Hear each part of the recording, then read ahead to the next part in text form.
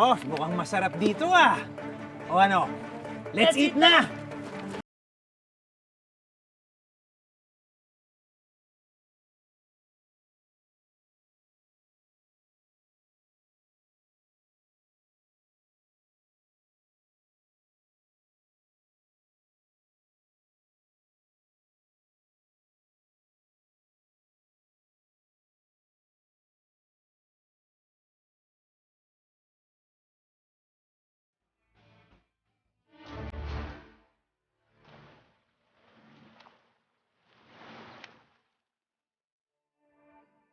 Sikat ang Baler for its beaches, pero bukod sa beach, marami pang pwedeng puntahan sa bayang ito. Para sa mga hindi madaling malula, nandyan ang Baler Hanging Bridge. Tinatawid nito ang Tibang Sabang River. Konting ingat lang dahil umuugoy ang hanging bridge tuwing may dumadaan dito. Nandyan ang simbahan ng Baler. Simple lang ang itsura ng simbahan, pero makasaysayan ito. Itinayo noong pang 1611 ng mga Franciscan missionaries. Kakaiba ang construction nito kasi kasama sa mga materials na ginamit dito ay coral stones at honey. Noong Philippine Revolution, dito nagtago ang mga sundalong Kastila matapos mapalaya ng mga revolusyonaryo ang Pilipinas. Tinawag na Siege of Baler ang laban sa pagitan ng mga Kastila na nagtatago dito at mga Pilipinong gustong pasukin sila. Di kasi alam ng mga Kastila noon na natalo na ng Pilipinas ang Espanya at sumuko na ang Spanish Governor General. Mayaman talaga ang kasaysayan ng Baler at ang isa sa mga paboritong puntahan ng mga bumibisita rito ay ang Museo de Baler.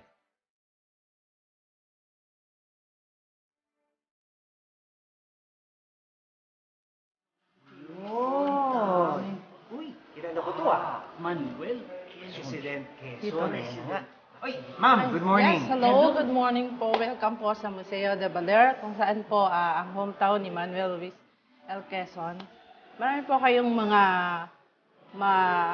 dadagdag kaalaman sa pagpasok niyo po dito sa Museo de Baler, sapagkat ito po ay isang historical places po.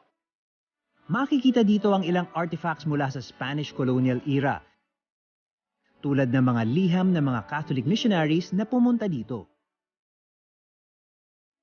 May mga paintings din at models ng Spanish galleons.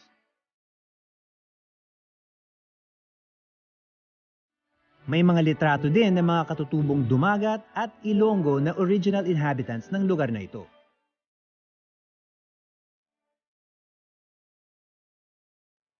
Makikita rin ang mga litrato ng iba't ibang hayop at halaman na nabubuhay sa Sierra Madre Mountains at paligid ng Baler.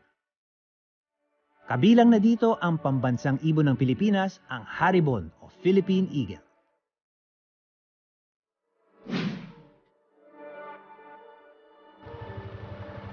Prof, historical site dito sa Baler. Alam mo ba na ito ang bahay ni Aurora Aragon, Quezon, asawa ni President Quezon? At alam mo ba na noong unang panahon na pinanganak si Doña Aurora, nipahat lang yan. Oh, In-upgrade na lang. Ganda! Isa pang puntahan dito sa Baler ay ang bahay ni Doña Aurora Quezon. Kay Doña Aurora ipinangalan ng probinsyang ito. At makikita sa bahay ni Doña Aurora ang ilang litrato, painting at mga kagamitan mula sa panahon ni na Presidente Quezon. Pag bumisita ka dito, para ka nang sumakay sa time machine at napunta sa panahon noong mga Amerikano. Pero syempre, ang pinupuntahan talaga dito sa Baler ay ito. Ang beaches niya kung saan pwedeng mag-surfing.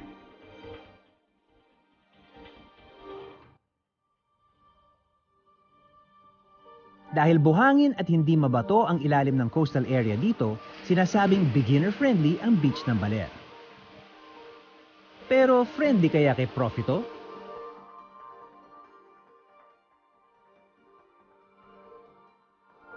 Pwede kumuha ng instructor for 350 to 400 pesos kada oras. Kung medyo marunong ka na mag-surf, pwede namang umarkila ng surfboards mula 200 hanggang 400 pesos, depende kung gaano katagal mong gustong maglaro sa dagat. Pinakamaganda ang wave sa Baler sa amihan season, pero kahit habagat, masaya pa rin mag-surf dito. Di ba, Prof? Hello. Uy! Ano ginagawa mo? Uy, handa ka na ba? Oo naman, kita mo naman ang tanda ako. May kasalanan ako sa'yo, prof. Eh. Naiwan ko yung board shorts ko dun sa tirahan natin, kaya ka na muna bahala sa surfing, okay? Enjoy! Hang ten! Anak! Basta ako, ready na ako. Surfing.